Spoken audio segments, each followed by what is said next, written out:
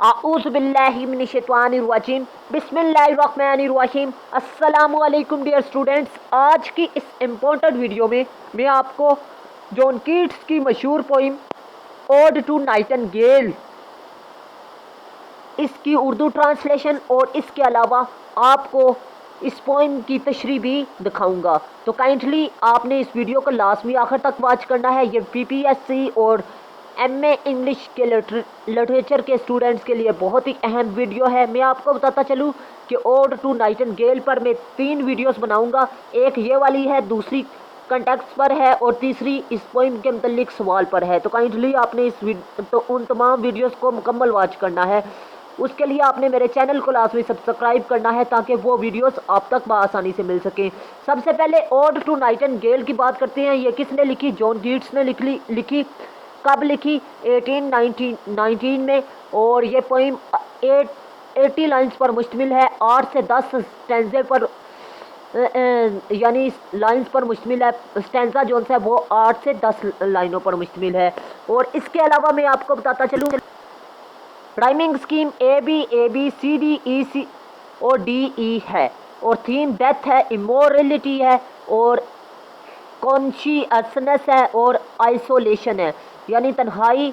और इसके अलावा डेथ और लाफानी दुनिया है इसका मेन थीम। अब बात करते हैं जॉन कीट्स के तारुफ के बारे में। ये एमसीक्यूज़ हैं, पीपीएससी में पूछ लेता है।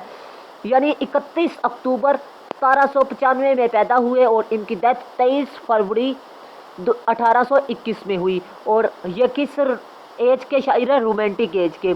और इनकी डेथ किस वजह से हुई?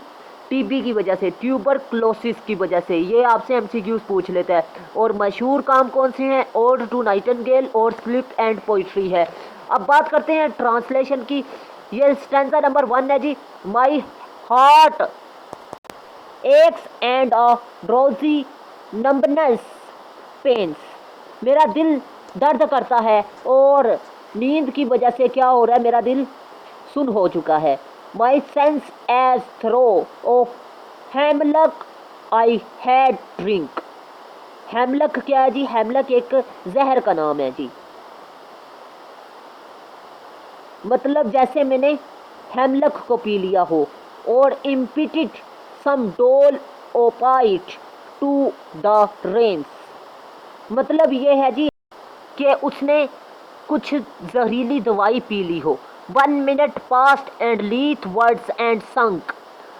लीथ कहते हैं जी ऐसी नहर जिसका पानी पीने से पीने वाला सब कुछ भूल जाए, यानी उसके जादू में डूब जाए। ठीक है, ये कह रहा है कि जिसका पानी पीने से कोई भी डूब जाए। This not through envy of thy happy lot but being too happy in thine happiness. ये इसलिए नहीं कि मैं तुम्हारी खुशी से जलता हूँ या हसद करता हूँ, बल्कि इसलिए है कि मैं तुम्हारी खुशी में खुश हूँ। That thou light winged right of the trees in some melodious plot। मतलब ये है जी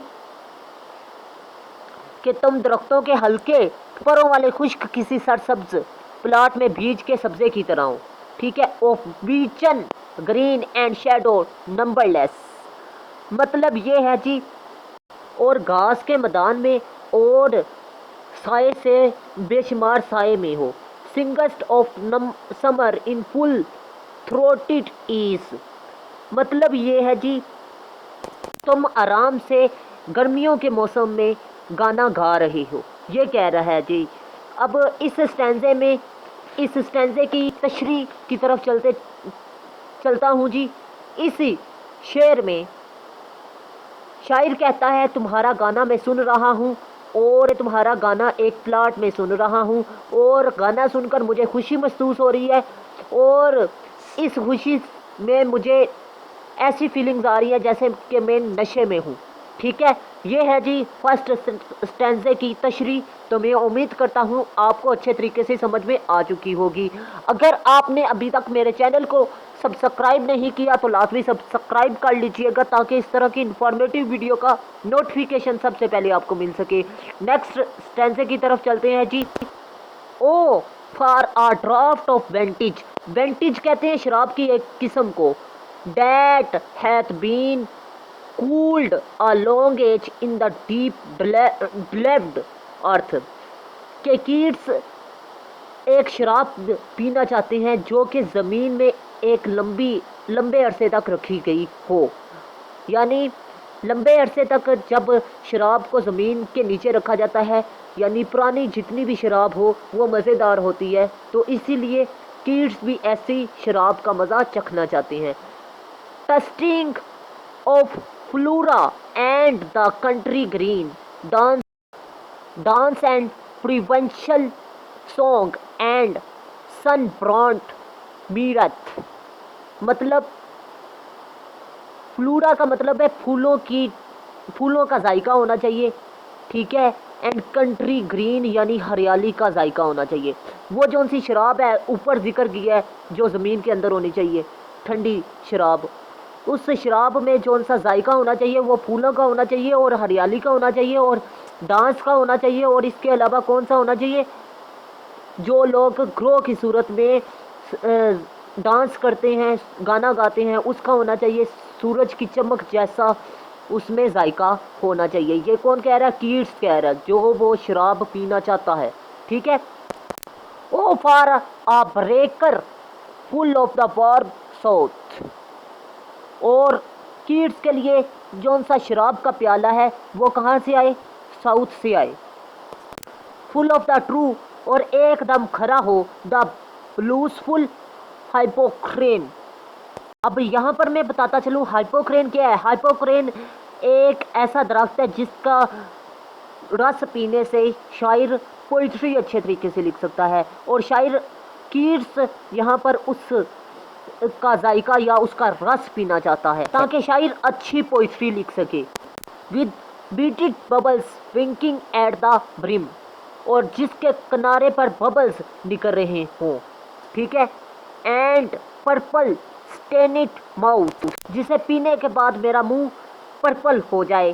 that I might drink and leave the world unseen and with thee fade away into the forest dim, और उससे मैं पीऊँगा और इस दुनिया से चला जाऊँगा, जाऊँगा इस दुनिया को, और तुम्हारे साथ गायब होकर जंगलों की तरफ चला जाऊँगा।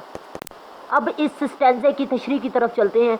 इस स्टैंजे में शायर कहता है कि वो ऐसे शराब पीना चाहता है, यानी सुर्ख शराब पीना चाहता है जो कि ज़िंदगी की मुश्किलात को भुला दे, और इसके अलावा वो चाहता है कि वो प्रीवेंस के इलाके की शराब पिए ताकि वो सब कुछ पीने के साथ ही सब कुछ भूल जाए, दुनिया की जितनी भी मुश्किलात है, जितनी भी परेशानियां हैं, उनको भूल जाए, ठीक है। नेक्स्ट स्टैंजे में कह रहा है जी, fade far away dissolve and quite forget but thou among the leaves hast never, यानी कीट्स कहता है जी कि मैं बहुत दूर गुम हो जाना चाहता हूँ, पिघल जाऊँ और बिल्कुल भूल जाऊँ जैसे तूने पत्तों में से कभी नहीं जाना, ठीक है। कि मतलब वो गुम हो जाना चाहता है इस दुनिया से। The weariness the fever and the fret, थकावट, बीमारियाँ और परेशानियाँ। Here where men sit and hear each other groan, जहाँ पर इंसान बैठते हैं और एक दूसरे के साथ बैठते हैं और एक दूसरे के दुख बयान करते हैं, वहाँ पर क्या होता है, थकावट होती है, बीमारियाँ होती हैं और परेशानियाँ होती हैं, ये कह रहे हैं। Where palsy shakes a few sad last grey hairs, मतलब यहाँ पर बूढ़े लोग हैं जिन्हें पालसी नाम की बीमारी है। लास्ट ग्रे हेयर्स का मतलब है बूढ़े लोग।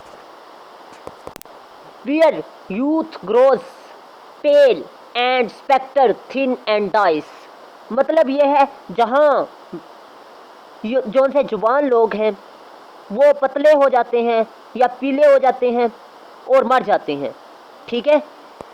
Wear but to think is to be full of sorrow, जहाँ गम और मायूसी से तमाम हालात बड़े पड़े हैं।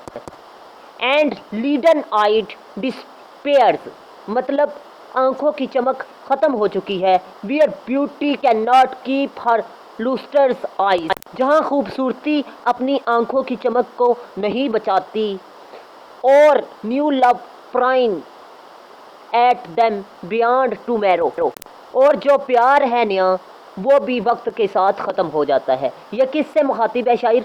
इस शेर में शायर नाइटिंगेल से मुखातिब है और वो कह रहा है कि इंसान कौन सी मुश्किलात का सामना कर रहा है इस दुनिया में। और वो मज़ीद कहता है कि इंसान इस दुनिया में सख्त तकालीफ बर्दाश्त करता है और बहुत सी मुश्किलात का सामना करता है। और वो कहता है कि हक़ाइक़ को जॉन कीट्स से बेहतर कोई भी नहीं जान सकता। वो मज़ीद कहता है कि ज़िंदगी मुसीबतों से परेशान करती है, वो बहुत दूर ख़त्म और थकावट और बीमारियों से और घबराहट से यानी परेशानियों से बड़ी पड़ी है, और इसे वो भूलना चाहता है, शायर भूलना चाहता है। और वो कहता है कि वो हकीकत में इस नज़म में क्या बयान करता है कि मर्द बैठकर एक दूसरे के दुख बयान करते हैं, और इसके अलावा वो बूढ़े हो चुके हैं, बीमारियों से बड़ी पड़ी है उनकी ज़िंदगियाँ, और खूबसूरती भी ज़्यादा देर तक कायम नहीं रहती। मुख्तसर ये कि गमों से बड़ी हुई है ज़िंदगी, और अपनी परेशानियों के बारे में वो नहीं बयान करता, बल्कि वो तमाम दुनिया के इंसानों की जौन से गम है उनको बयान करता है। और वो आखिर में कहता है कि मोहब्बत करने वालों का जज्बा भी कायम नहीं रहता इस दुनिया में, बल्कि उनको भी मौत आ जाती है, और मौत उदास कर जाती है हर इंसान को। ये है जी इस पोइम की इस स्टैंजे की तशरीह। तो मैं उम्मीद करता हूँ आपको अच्छे तरीके से समझ में आ चुकी होंगी। नेक्स्ट है जी away away for I will fly to thee, दूर दूर और तुम्हारे साथ मैं उड़ कर चला जाऊंगा, नाइटिंगेल के साथ। Not charioted by Bacchus and his pards. अब बैचेस क्या है? नशे के खुदा को कहते हैं, और पैरट्स क्या किसे कहते हैं? जो नशे के खुदा को मानते हैं। मैं उनके साथ नहीं जा रहा, ये कीट्स कह रहा है किसको? नाइटिंगेल से, कि मैं तुम्हारे साथ जाऊंगा। नेक्स्ट है but on the व्यूलेस wings of Poaceae. अब मैं आपको बताता चलूँ, वो कह रहा है कि मैं नाइटिंगेल के साथ जाऊंगा, लेकिन किस पर बैठ कर जाऊंगा? ना देखने वाले परों पर बैठ कर जाऊंगा, पोएसी के ना देखे जाने वाले परों पर बैठ कर जाऊंगा, ये कह रहा है Keats. Though the dull brain perplexes and retards. अगरचा सुस्त दिमाग परेशान कर रहा है मुझे और मैं पीछे हट रहा हूँ। ये कौन कह रहा है? कीट्स कह रहा है, अपने बारे में कह रहा है, ठीक है। ऑलरेडी विद थी, पहले ही आपके साथ। टेंडर इज द नाइट, और नरम रात है। And happily the queen moon is on her throne. मतलब ये है जी कि मलका चांद पर अपने तख्त पर, यानी चांद की जौन सी जगह है आसमान, उस पर है। क्लस्टर्ड अराउंड बाय ऑल हर स्टारी फेस। और उस चांद के इर्द गिर्द छोटे छोटे फेजेस हैं, यानी सितारों की शक्ल में छोटे छोटे ग्रुप हैं। But here there is no light, जहां पर मैं खड़ा हूं वहां कोई लाइट नहीं है। Save what from heaven is with the breeze blown.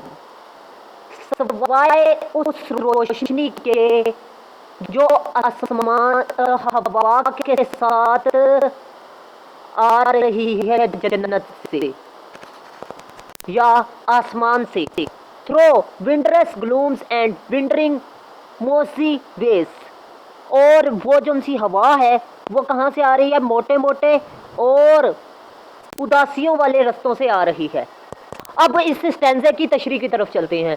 इस शेर में शायर कहता है कि वो नाइटिंगेल के जोन से पर हैं उन पर सवार होकर वो कहाँ जाना चाहता है? उस दुनिया में जहाँ पर सुकून ही सुकून हो, वहाँ पर परेशानियों का नामो निशान ना हो, वो वहाँ जाना चाहता है, ठीक है। जहाँ पर रोशनी जोन सी है वो आसमान से आए और थोड़ी सी हो, ठीक है, पुरसकून माहौल हो। ये है जी इस स्टैंजे की तशरीह। अब नेक्स्ट स्टैंजे की तरफ चलते हैं जी। नेक्स्ट है जी I can not see but flowers are at my feet. मैं नहीं देख सकता कि मेरे पाँव पर कौन से फूल हैं, इतना अंधेरा है, शायर कह रहा है। Nor but soft incense hangs upon the boughs. Boughs का मतलब होता है जी शाखें। मैं नहीं देख सकता कि इस शाख पर कौन से खुशबूदार फूल लटके हुए हैं। But in embalmed darkness guess each sweet. लेकिन मैं ये अंदाज़ा लगा रहा हूँ कि कौन से फूलों से कौन सी खुशबू आ रही है। We are with the seasonable month endows the grass the thicket and the fruit tree wild. ये मौसमी महीना है जिसमें घास उग गई है, फ्रूट जंगल के दरख्तों में फल उग गया है। ठीक है, ये कह रहे हैं। White hawthorn and pastoral eglantine fast fading violets covered up in leaves. इस शेर में 3 फूलों का नाम लिया गया है, एक वाइट हॉट हॉर्न और पेस्ट्रोल एगलन टाइन और वायलेट्स। इनको किसने डांप रखा है? पत्तों ने डांप रखा है इन फूलों को। ये शायर हमें बता रहा है। And mid May eldest child, और मई के दरमियान सबसे बड़ा बच्चा।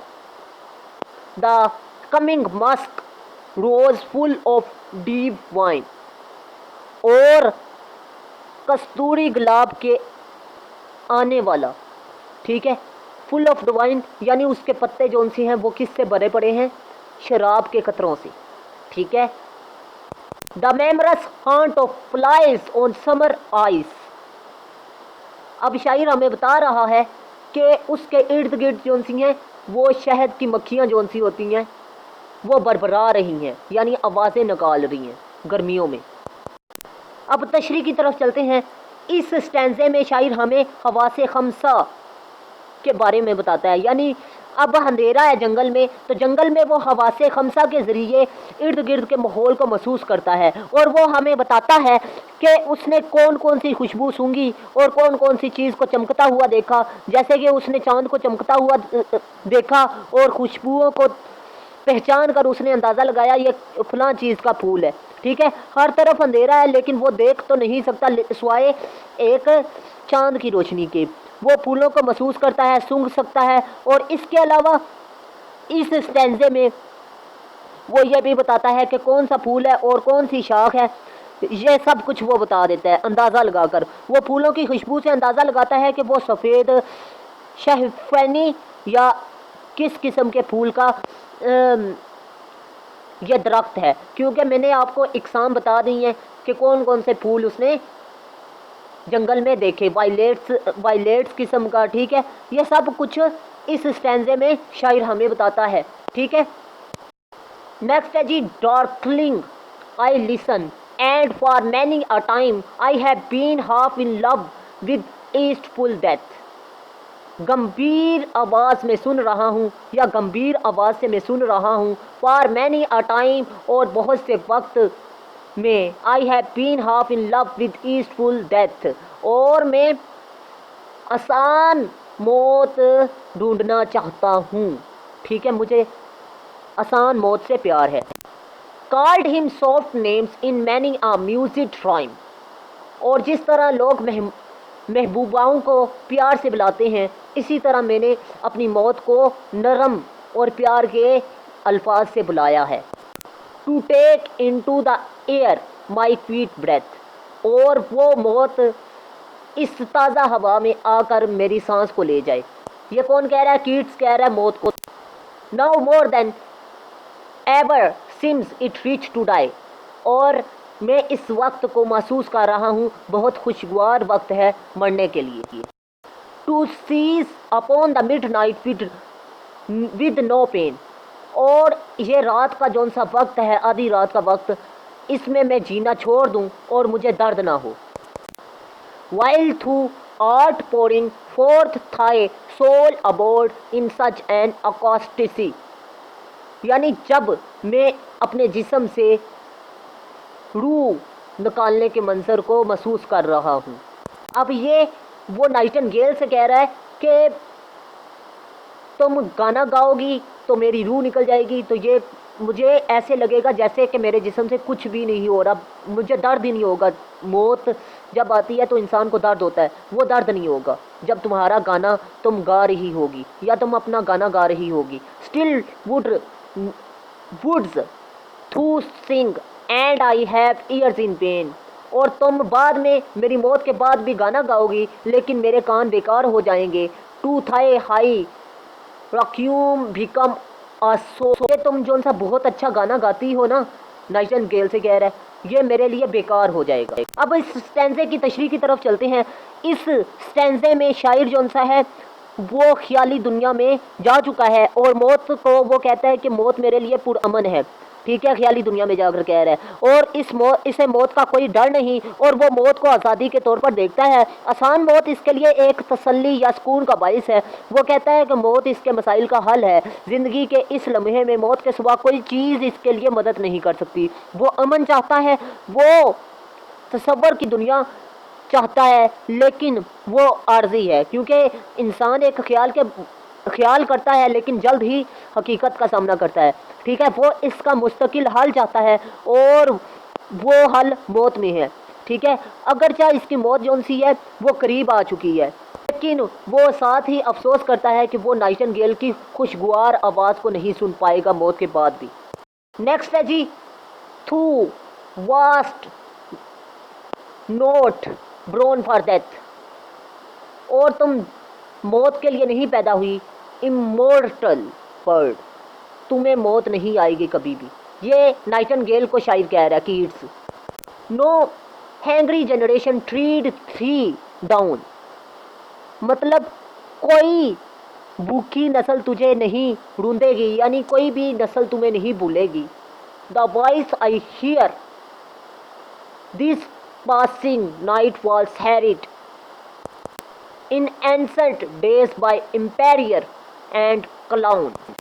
ये जो सी आवाज़ है नाइटिंगेल की, ये रात को बहुत से पुराने ज़मानों में शहंशाह भी सुनते थे, इतना अरसा गुजरने के बावजूद भी, ठीक है। यानी कीट से पहले बादशाह भी उसकी आवाज़ सुनते थे। Perhaps the self same song that found a path, शायद ये जो मैं गाना सुन रहा हूँ इस रास्ते में इस तरीके का, ठीक है, इस आवाज़ का। Through the sad heart of Ruth. Ruth एक कहानी है, ठीक है, और रोथ जो सा करेक्टर है उसने भी ये गाना सुना होगा। ये उस कहानी की बात कर रहा है। कौन? कीट। व्हेन सिक फॉर होम, जब वो घर जाने के लिए परेशान होगी। शी स्टूड, वो खड़ी होगी। इन टीयर्स, रोने के लिए। एम्ड द एलियन क्रोन, और उसने भी यही गाना सुना होगा खड़े होकर, ठीक है। The same that oft times hath charm magic casement, यानी उस वक्त में, उसी सेम वक्त में ये वो गाना है। यानी नाइटिंगेल के गाने की आवाज़ की तारीफ़ करते हुए कह रहा है कि इसके गाने की इतनी खूबसूरत आवाज़ है जिसकी वजह से जादुई दरवाजे भी खुल जाते थे। Opening on the foam of perilous seas, यानी समुंदर की गहराई में जो खिड़कियाँ होती हैं। इन फेरी लैंड्स फॉरलोन, यानी अब समुंदर की खिड़कियों में और इसके अलावा परियों की जो सी ज़मीनें हैं वहाँ पर जो सी नाइटिंगेल की आवाज़ आती है तो ये दरवाजे और खिड़कियाँ खुल जाते हैं। अब इस स्टैंजे में शायर कह रहा है कि इंसान की जो सी मौत है वो कभी ना कभी आएगी, लेकिन नाइटिंगेल के जो से आवाज़ है गाने की, ये कभी भी ख़त्म नहीं होगी बल्कि हमेशा कायम रहेगी। इसको शहंशाहों ने भी सुना होगा और इसके अलावा बहुत से लोगों ने भी सुना होगा, लेकिन आज मैं भी यही आवाज़ सुन रहा हूँ। ये है जी इस स्टैंजे की तशरीह। नेक्स्ट है जी, लेकिन उससे पहले एक अहम बात बताता चलूँ, मैंने 9th से लेकर MA इंग्लिश तक ऑनलाइन क्लासेस का आगाज़ किया है, और अगर आपको MA इंग्लिश में उर्दू नोट्स चाहिए तो आप लोग लाजमी रब्ता करें, इंशाल्लाह मुनासिब कीमत पर आपको मिल जाएंगे। और क्लासेस की तफसील भी आपको इंशाल्लाह बता दी जाएगी। आप दिन के किसी भी वक्त क्लासेस अटेंड कर सकते हैं। अब चलते हैं नेक्स्ट स्टैंजा को समझने की कोशिश करते हैं। Forlorn the very word is like a bell. Forlorn जो सा लफ्ज़ है ये घंटी की तरह है। To toll me back from thee to me sole self. ये फॉरलोन क्या काम करता है, ये तुमको मेरे से दूर कर देता है। Adieu the fancy can not cheat so well, यानी गुड बाय नाइटिंगेल, मैं तुम्हें धोखा नहीं दे सकता। As she is famed to do receiving a leaf, और ये मुझे क्या देना चाहती है, धोखा देने की बात कर रही है, यानी धोखा देना चाहती है। Adieu adieu thy plaintive anthem fades, goodbye nightingale, ये तुम्हारा जो सा गाना था ये आहिस्ता आहिस्ता मेरे कानों पर ख़त्म होते जा रहा है। Past and near meadows over the still stream up to the hillside, और ये तुम्हारा जो सा गाने की आवाज़ है ये नदियों के ऊपर से और पहाड़ों के ऊपर से मेरे तक आ रही है। And now it's brute deep, और अब ये ख़त्म हो चुकी है आवाज़। In the next valley glades, और अब ये नई वादियों में आवाज़ चली गई है। वॉल सिटीज अ विजन, क्या ये एक ख्वाब था, और अ वॉकिंग ड्रीम, यानी मैं जाग कर ख्वाब देख रहा था। फील्ड इज़ द म्यूज़िक, जो मैं गाना सुन रहा था। डू आई वॉक और स्लीप, क्या मैं जागा हुआ था या सोया हुआ था। ये कौन कह रहा है, ये कीट्स अपने आप से कह रहा है कि ये जो सी खूबसूरत आवाज़ मैंने नाइटिंगेल की देखी है, ये सुनी है, ये कहाँ से मैंने सुनी है। ये जोन सी पोइम है जी, इस स्टैंजे में शायर जोन सा है वो हमें बताता है कि नाइटिंगेल की आवाज़ पहाड़ों से, मैदानों से और इसके अलावा नदियों के ऊपर से आती है, और ये नेक्स्ट सफ़र करती जा रही है वादियों की तरफ। लेकिन वो अपने आप से ही मुखातिब है, क्या ये मैं ख्वाब जाग कर देख रहा हूँ या फिर सो कर देख रहा हूँ।